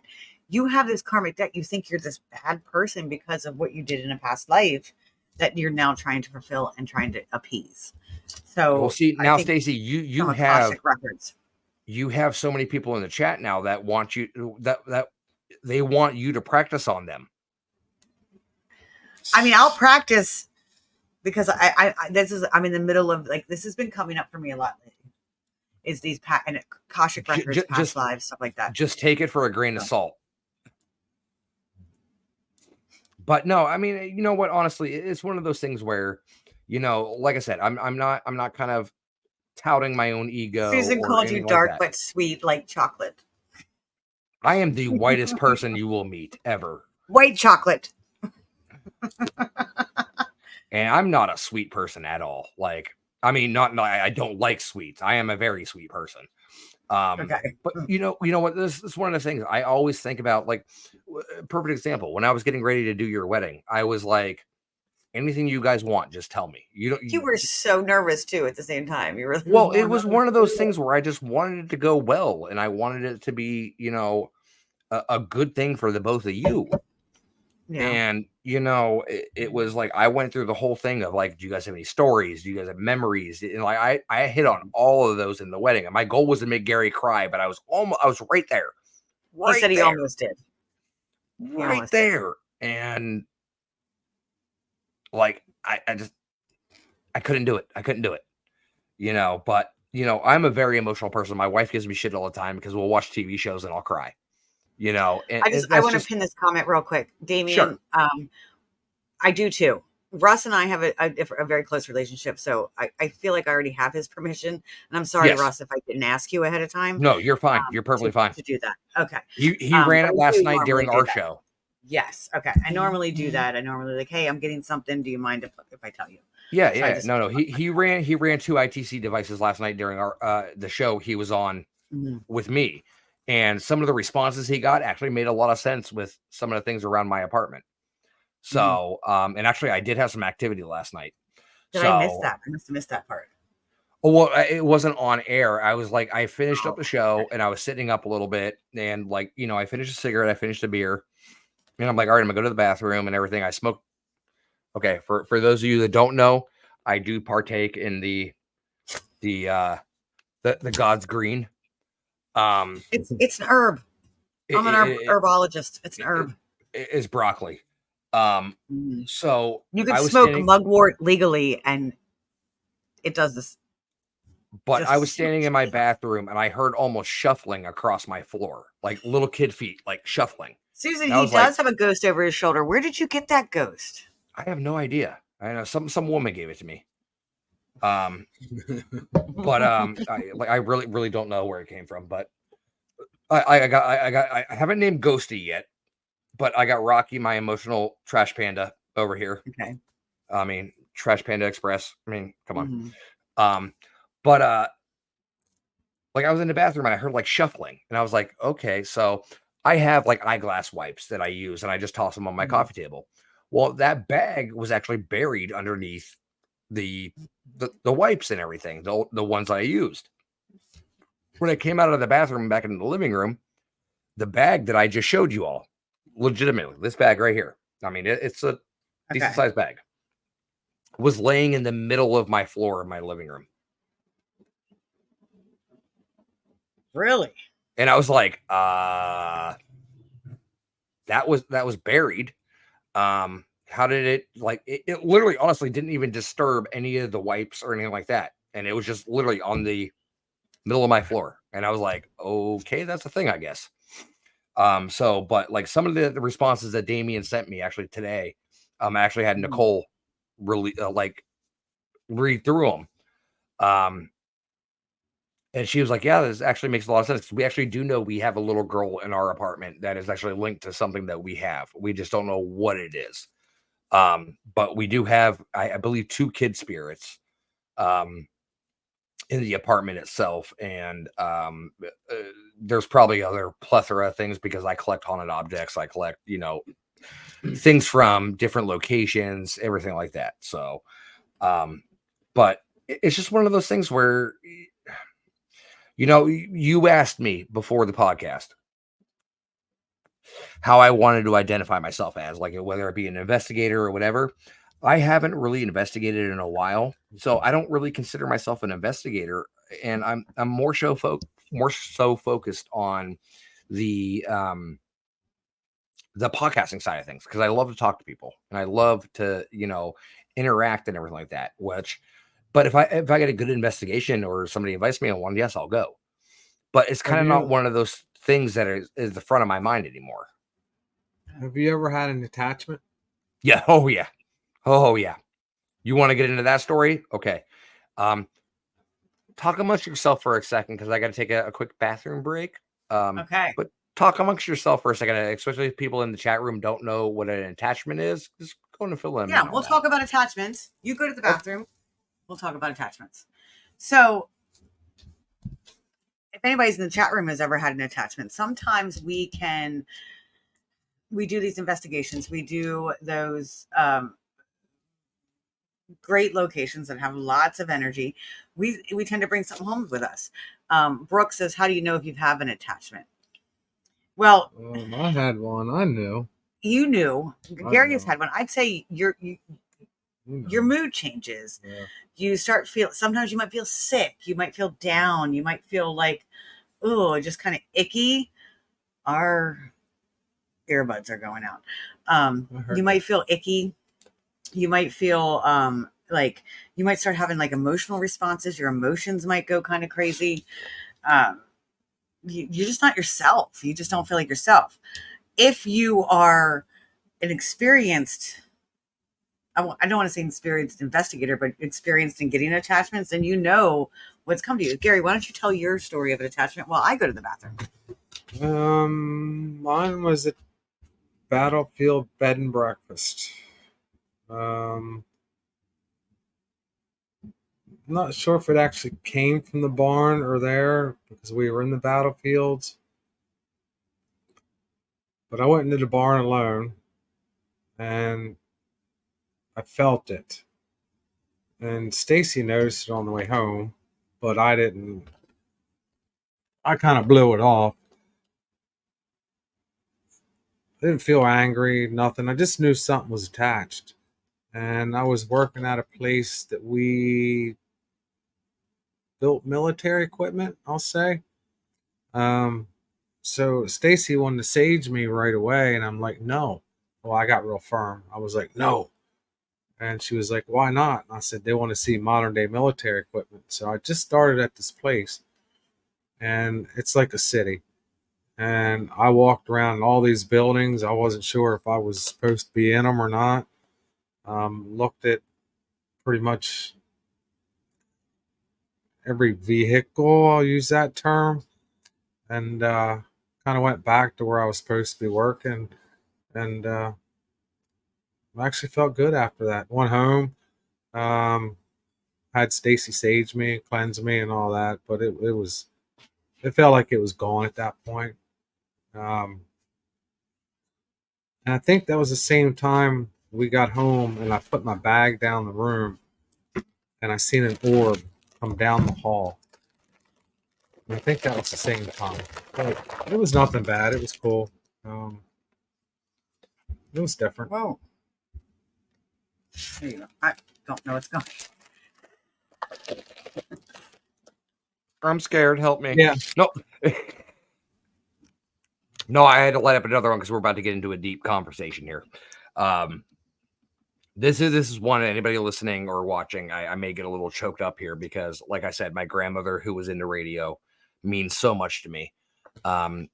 So I can't tell specifically where my attachment came from. This was shit. More than 12 years ago, because my grandmother's been gone for 14 years now. The group I was with in Ohio, we were able to book Bobby Mackey's. And I was like, okay, great. You know, we all tossed our money in on it and everything like that. And we had it set. We were going to do Bobby Mackey's 1 month and we are going to do Waverly the next month. And where I lived in Ohio, it was like literally a 4-hour drive. So they weren't that far away.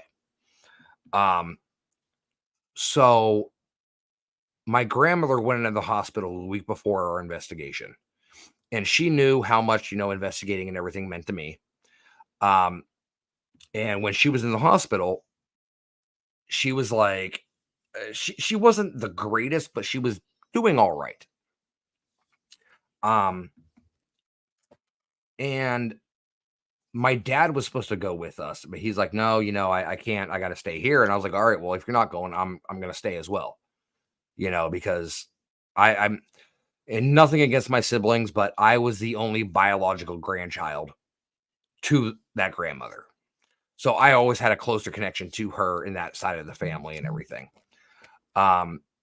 And I went in and saw her. I was there every day. Like when I got off work, I'd pop in and see her, visit with her for an hour or so every day. And I told her, I was like, hey, I have an investigation coming up. I'm not sure if I should go. I'm like, you're not doing the best right now. I'm like, I kind of want to, be close. And she was like, no, you need to go. This is what you love to do. You need to go and you need to do what you want to do. And I was like, are you sure? And she's like, yes, go. It's perfectly fine. Okay. So I went on the investigation. So from Youngstown, Ohio to Wilder, Kentucky is about a 3.5, 4-hour drive.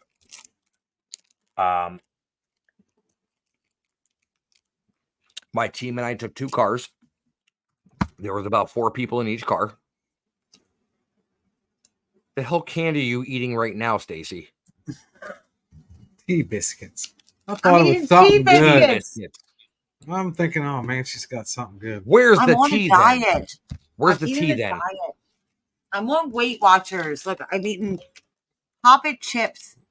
Pop chips are actually really good. I will say that. But we all got up in the morning. We all gathered up. We got in the cars. We drove down. Had a great meal and everything. And I just felt like the entire time I was like, we were going down there, because it was the only time that I have never taken my own car. I was in somebody else's car. And I never do that because I always want to have, like, because of, the ADHD and everything, I always want to have that way out if I need know, be. that's how I am.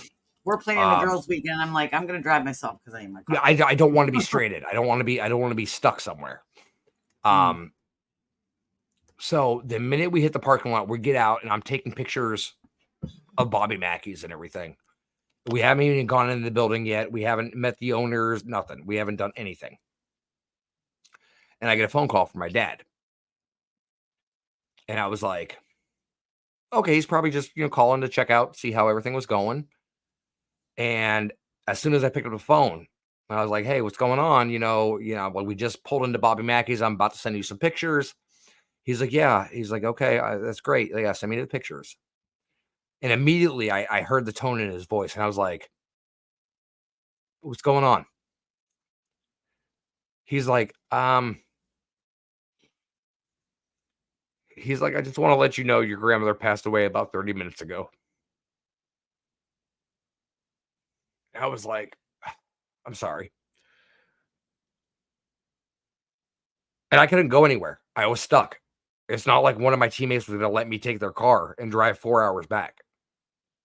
So, it was one of those things where I kind of sat and processed it for a little bit. And I decided to go and do the investigation, Why which did you do that?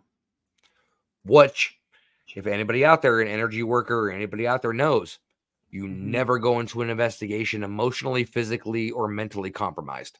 Exactly. Yeah, Because you open yourself up to so much. you do. You absolutely do. So I did that investigation. It wasn't very active, like I not that I saw at least. I got back home. I was living in Youngstown. We kind of got everything settled with my grandmother. We had the wake and the funeral service and everything. And a couple weeks after that, I started feeling even my friends. I hung out with my friends every week, every weekend. It was either we were at somebody's house having a bonfire, you guys were at my place doing, watching movies or playing video games or whatever. And something in me just clicked. And something in me just changed. And I didn't know what it was. I wasn't sure because I was still I at that point I really didn't believe in the spiritualistic side of the paranormal investigating. I didn't believe like the energy transfers and things like that. So in a matter of 2 weeks, I lost my job. I got an eviction from my townhouse I was living in. My wife left me because she was living with me in Youngstown, but her parents lived in Columbus. So she literally one day I went to work. It was actually the same day I got fired. I come home from work early and she's packing bags. And I was like, you were just going to leave without telling me, just, being at work, you're just going to leave. And she's like, well, this is something that has to be done. And I was like, okay, all right, fine, whatever.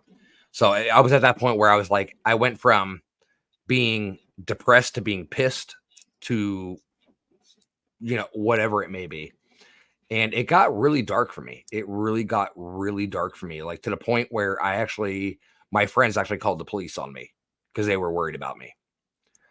And actually there's a tattoo on my arm that actually has all their initials on it because I literally was at the point I was going to end my life. And actually it was 2010 because it's there in the tattoo. And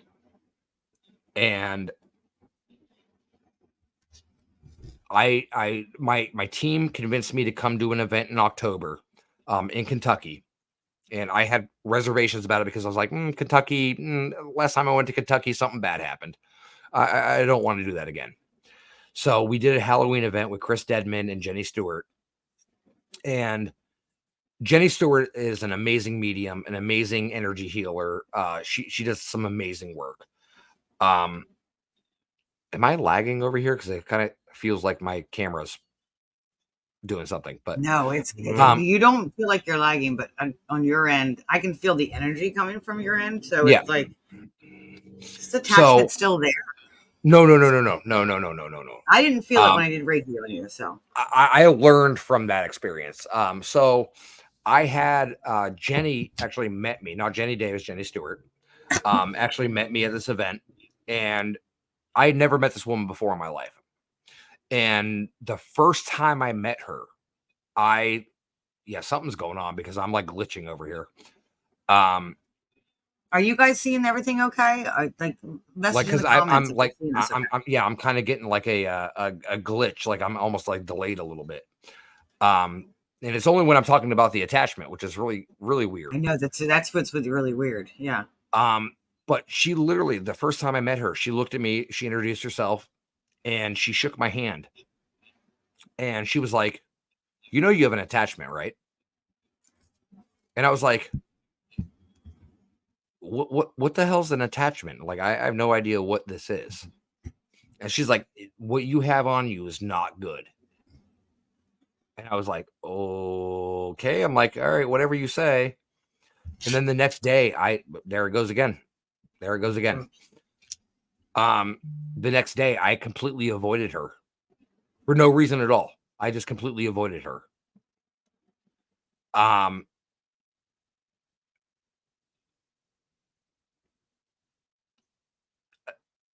True. Um, but she's like, we need to do some work on you. And I was like, okay, that's fine. We can definitely do that. And I was just kind of being like open-minded about it. Like, okay, if this is what you think needs to be done, whatever. All right, that's fine. So that night she approached me and she's like, all right, it's time to do this. I had 3 energy workers on me. I had a shaman and I had 2 mediums on me that were trying to remove this attachment. Have I heard this story before? I don't think you've ever told me this, but I feel like I've heard it before. You probably heard it before. I mean, I've Okay. said it on a couple shows I've been on and everything like Maybe that. I've It's not maybe I've read it. in Okay. depth as Okay. this. Okay. It Maybe took we almost did 3. about it. It took almost 3 hours for the attachment to be removed. It took 3 people and almost 3 hours for the attachment to be removed. And Wow. the shaman who was in his 80s, who has been doing this for 60 some years, actually physically got sick. And the next morning I woke up, I felt great. I like Do you feel it was from Bobby Mackey's? That's the only place I could really think, unless I had one prior and then it just became forefront. Yeah.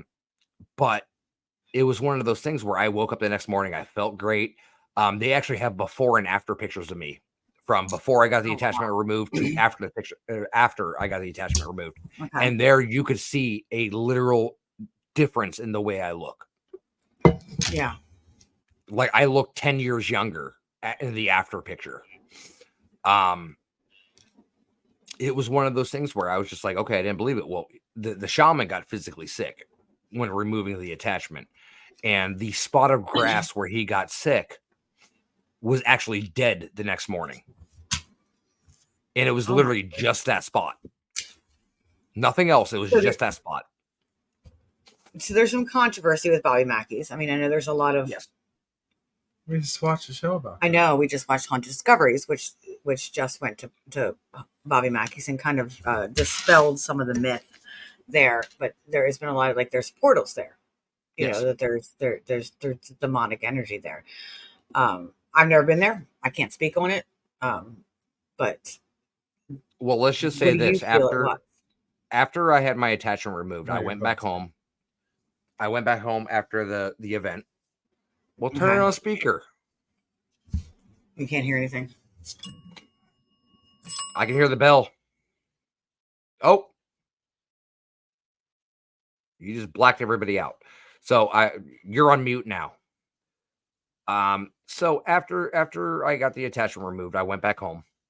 I actually, within the week I returned back home, I had 4 job offers that came through.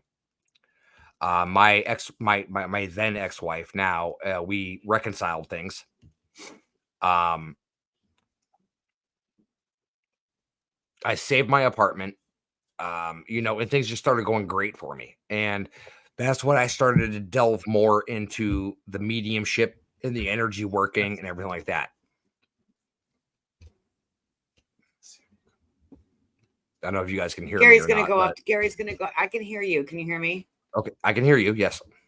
Okay, Gary's going to go up to bed because he can't hear anymore. And okay, Gary, thank you for joining. I think he just wants an excuse to go to bed. Probably, most likely. Yeah.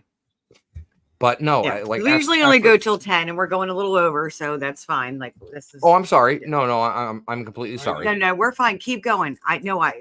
We're in a good conversation. As long as you're okay staying on, I'm okay too. No, it's fine. Like I just, I like the attachment after that happened. It was one of those things where I kind of started to kind of get a little bit more into how energy transference works and things like that. And that's what made me become an energy healer. And I do energy. You have Reiki 1, right? Is that what you have? I have never had any Reiki training at all. At all. I have all been self-taught and everything like that. Okay. So I want to get my Reiki training. We're gonna have to get that in for you. I just gave Bailey and her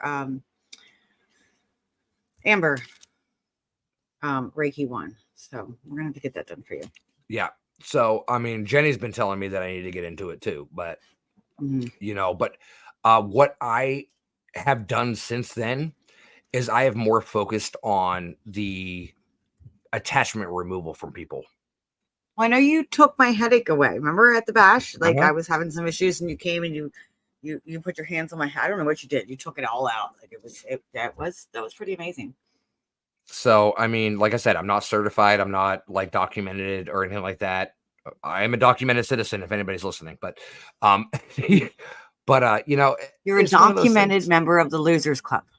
Yes, for sure. One that is one certificate I can say I'm part of. Mm-hmm. But, it was one of those things where I focused more on attachments and attachment removals because that was something that impacted my life, and I would never want anybody to go through that. Same thing like with the conversation we had earlier, the experiences I had growing up and living through my life, I would not want anybody to go through that. So I try to help people avoid that. So how would you give advice to people to avoid attachments when they're doing investigations? Definitely protection. I mean, everybody has their own way to do it, whether it be saying a prayer, wearing, a medallion, you know, having crystals. Hey, Ernie, Hey, Ernie joined us. Hi, Ernie. Ernie. Are you on duty? Are you on duty right now, He or you probably just get is. off? Or But it's only 10 o'clock. I don't know if he got it. I think he works a midnight shift. I don't know. I'm not sure. But I think he's swinging. He goes back and forth. it's one of those things where I always say, "Oh, he's on shift." Well, thank you for He's tuning another in. one, Ernie. I want to have you on here to tell your story of the things you've seen. Yes, So. yes. Ernie is definitely a great guest. But I mean, it's one of those things where I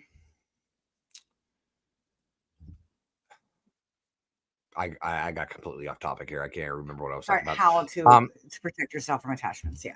Okay, so what I always tell people, you can say a prayer, you can wear a medallion, you can carry a crystal, you can, do whatever you want to do, ground before an investigation. Oh, good job, Oh, Ernie. wow. Kudos to you. Kudos to you. Awesome. Our boys in blue up north in Canada. Or no, he's not in Yeah. Canada. He's in No, is he he's in in Canada? he's in Maryland. Maryland. Maryland. Okay. He is All one right. of the boys in blue in Maryland. He is no longer in Baltimore. He was a Baltimore City police officer, I believe, but now he's outside of the city. But I was thinking of Wes. He's the correctional officer up in Canada. yes. I'm Mhm. sorry. Everybody I meet kind of blurs together. But Mhm. I tell everybody, you do what makes you feel comfortable. And one thing I always try to drive home to people is it only goes as far as you believe in it. That's a really good one. I like that. It's that belief and intention, right? Yes, because you set your Mhm. intentions of I'm going to be protected. I'm going to be guarded. Mhm. If you don't believe that yourself, then guess what? There's a crack in the wall. Exactly. Crackle. I like that. There's a movie, or I'm thinking of Doctor Who with the cracker in the wall. But I've never seen a yes. single episode of Doctor Who. Oh, you such a geek, and you didn't watch Doctor Who? Oh, I've you need never to. watched it. Yes. Okay, you want to know Yes. something else that's probably gonna like shatter your heart? Oh, Star Wars. Mm. Okay. No. Okay. All right. No, I've Okay. seen all of Star Wars, even the bad ones. You better not say you've never seen Avengers or Marvel. I worked at a movie theater when half those movies came out. Of course I saw them. Okay. Okay. I saw All them right. before anybody else saw them. Okay. No, but I will say this. I have, and I can say this hand to God, I have never seen a single episode of Stranger Things. So can I. So can I. I never have. It's on my list, I guess. I don't know. It's not something that yeah. Oh, Damien said blank. See, Damien, like my heart is in the UK. Like I love Doctor Who. You need to watch Doctor Who. That is your assignment. Okay, I'll get into it. I'll get into it. Watch I watch mean, the new ones before you watch the old ones. okay, if anybody out there, okay, if we're throwing out shows that nobody's ever seen, and if you really, really want to watch a damn good show, I believe Netflix still has it on. Larissa Rex, hey honey, how you Hey doing? Larissa, hi love. I know they've been busy down at 24 Hours of Hell down at the Hell House and everything like I that. So that know. I like know. Dave Childers was just down there. I know Santiago was just Yes. up there. So congratulations, you guys. Larissa, I need to get back to you about this weekend. I But forgot to text you. So if you want a very good show to watch that will keep you captivated from start to finish and has ties to Maine, it is written and directed by Mr. Joe Hill himself, who is Stephen King's son.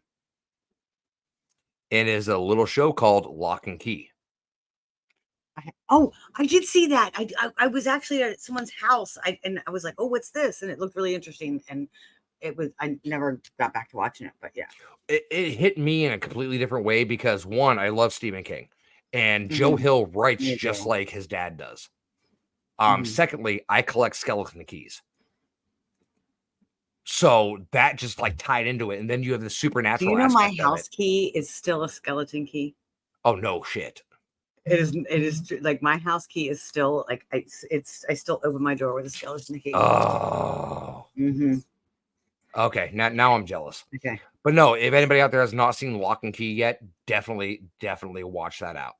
I mean, it is that you Okay. will watch it start to finish and you'll be captivated. I think Mhm. there's 2 seasons of it. So Larissa, you missed it all. We had Russ crying. He told us his life story.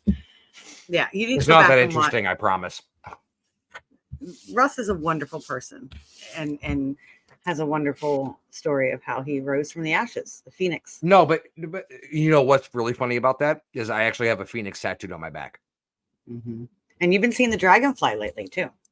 The dragonfly. I saw it again today. I was on break at Did work you and I saw it really? again today. Okay. I Transition. did. It's transition. And you are kind of right now going through this transition after the bash. Yes. You're kind of getting back into yourself and who you are and what you are and grabbing back into owning your commanding your presence. Yeah. Mm-hmm. And that's one of the big things that I do. Like, I co-host Unturned Pages with Jenny Davis, and that show's great. But I do Compass Curiosities on Monday, which Jenny produces for me, which I am extremely grateful that she produces for me because I'm 40 years old. I'm technologically advanced, so I don't know She's how to helping do me out shit. tonight and she's been wonderful. So But she does all that for me, and it's just like I'm lucky I even have Facebook, honestly, because I have no idea. Good night, Danielle. Thank you for coming, and thank you for listening. good night, Danielle. I'll see you in a few weeks, actually, or about a month, or a little over a month. I'm gonna we'll be staying with them. But it's one of those things where I just kind of like I kind of saw what I needed to do. And Jenny and I have promoted Unturned Pages so much, but Compass Curiosity has always kind of been a second thought, and I want to, and no offense to Jenny, I know she's listening, but I've wanted to promote Compass more, and I wanted to get that Yes. name out there a little bit more and Yes. everything. Just for me, I still love Unturned Pages because we've been on the air for God, I can't even imagine how long, and we've done some great interviews and everything like that. But having something to share with somebody, but also having a standalone is something that's absolutely amazing. And I've been promoting both shows and everything, and even when I go to events now, I still promote both shows and everything. But I've kind of found my self-worth, I guess you could say.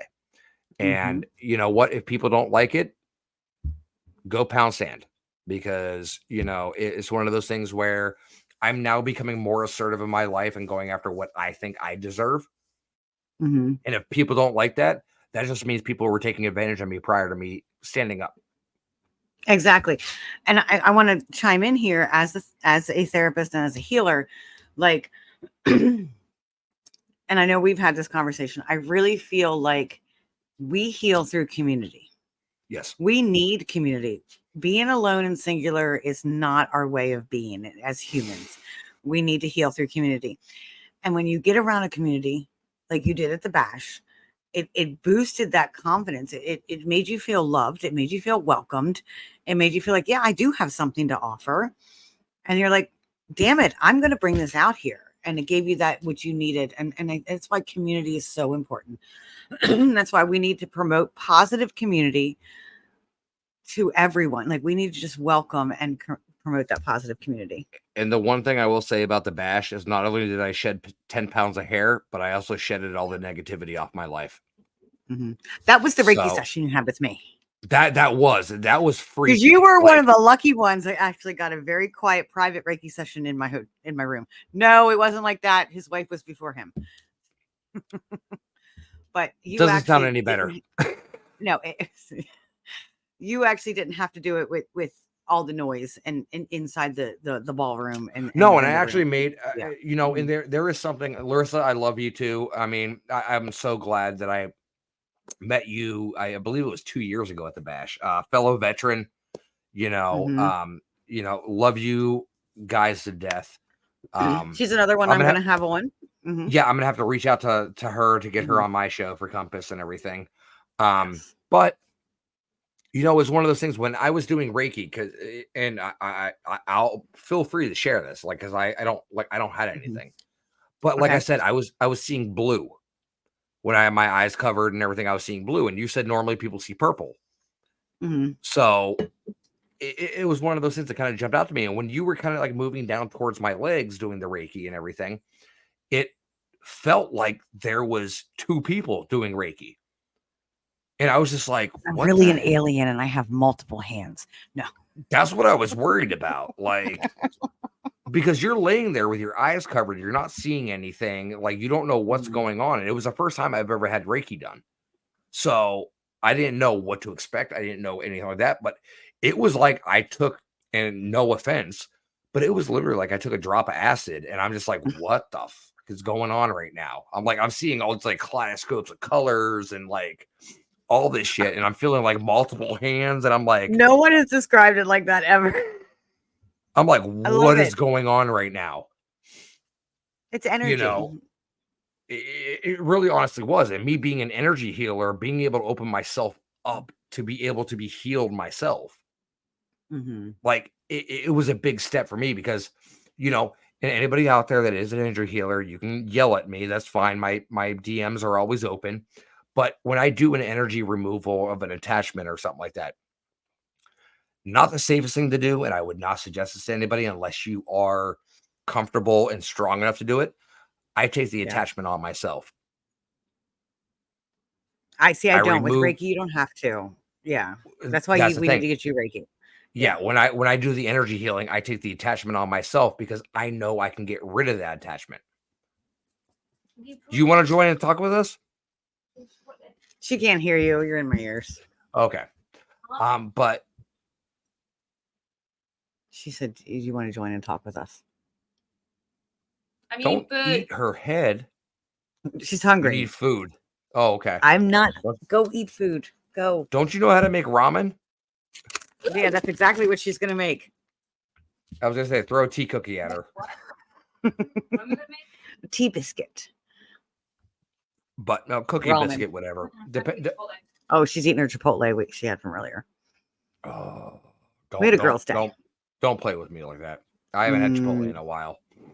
But no, like I take the risk myself, and I take the attachment on because I know how to dispel it, get rid of it, everything like that.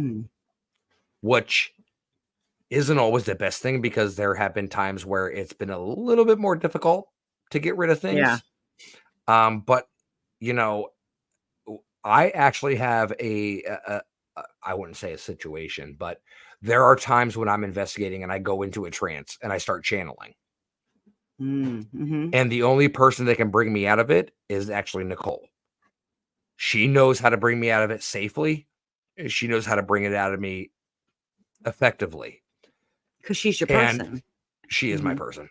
She is my person. And you know what? That I moved 500 miles away from my home state to be up here. And I've been up here for 8 years now. And I do not regret it one damn bit. At all. I do not regret it. She came with me to the very first year at Gettysburg when Pam Steve put it on. And that has been our go-to every year. That's been our vacation. Yeah.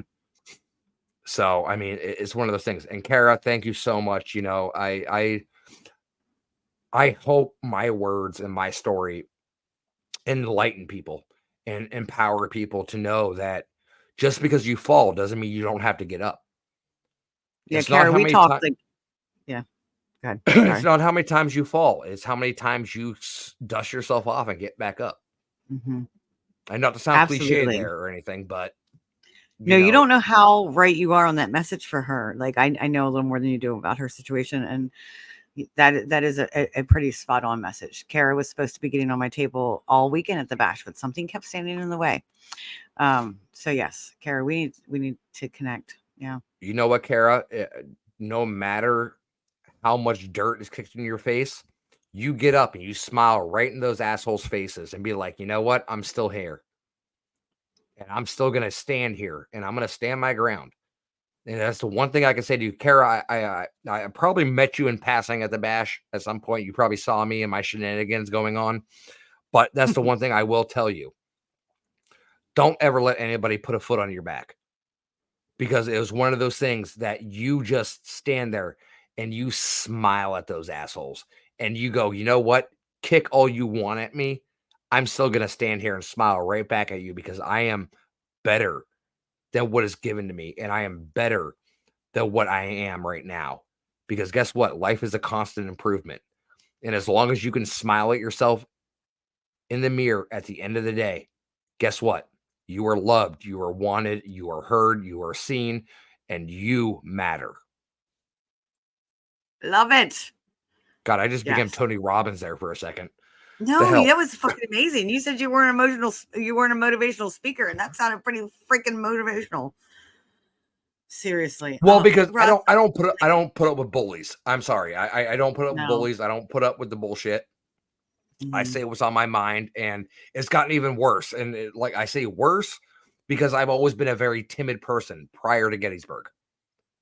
And after the 2 weeks ago in Gettysburg, I found my voice again, and I'm not Third, going to put up with anything. third chakra. We're gonna fix that. Hmm. And I know you want Yes. to end this. I know you want to go off I because do. you want to No, go actually, spend. I could sit here and spend another hour talking to you, but no, No, go obviously, spend like, time. Go spend time with hubby. Go make your daughter yes. food, whatever you need Oh, to she can do. make her own freaking food. She's almost 15. Tara, But I I'm do, glad. yeah. I'm glad it's Mhm. happy tears. And that's my point. I think that's your point too. I'm going to end it on that. Like, we do this because there might be, if there's one person that is watching every time that benefits or it changes them, that that is so powerful. And then that's what we strive for. That's what we want to do. We want to change lives. We want to create I a don't want. different world. I don't want to change lives. I want to influence a life to become better. Because you know what? Yes. You can't change someone's life that doesn't want to change their life.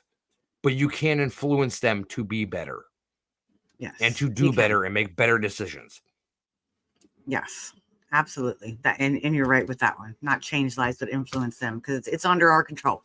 We No. have the power, you know, we have the power of our own emotions, we have the power of our own stuff. We need to grasp a hold of it and stop going and making sure that everybody else is And you okay. know what? And the final note I will leave with this, and we can end it right after this. Everybody, Okay. stop taking life so seriously. Exactly. Laugh, laugh, have a good time. Laugh at your own failures. Laugh at your achievements. Laugh at other people. Because guess what? Laughter is healing. Laughter is healing. And it is one Hmm. of those things that if you laugh a couple times a day, guess what? Your energy is going to be up. Hmm. Your endorphins are going to be up. And you know what? Always remember, and this is my final. This is Jerry Springer. This is my final note. You always matter to somebody.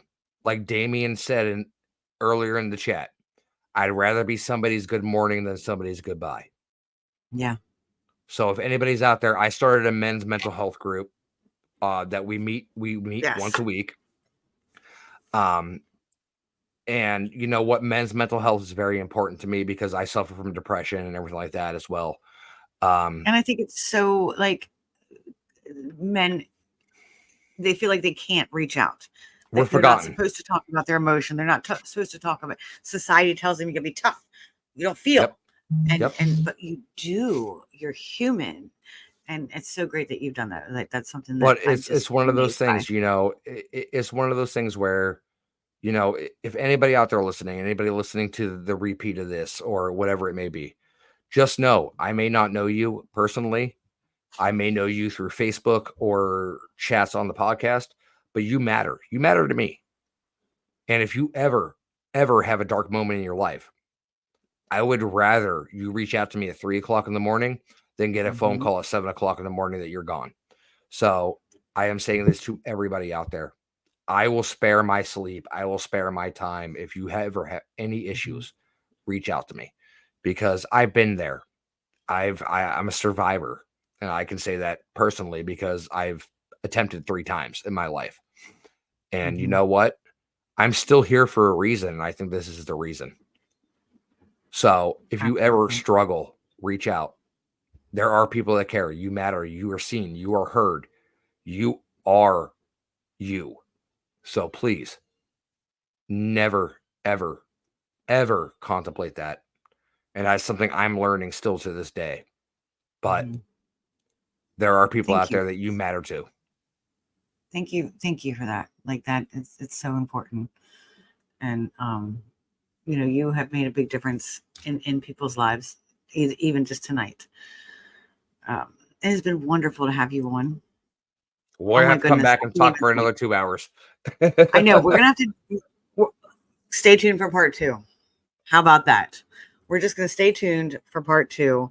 I thank you, Retail everybody. horrors is coming up You next. you did that last year, didn't you? Like a I did retail. one last year, but I would love to do it again.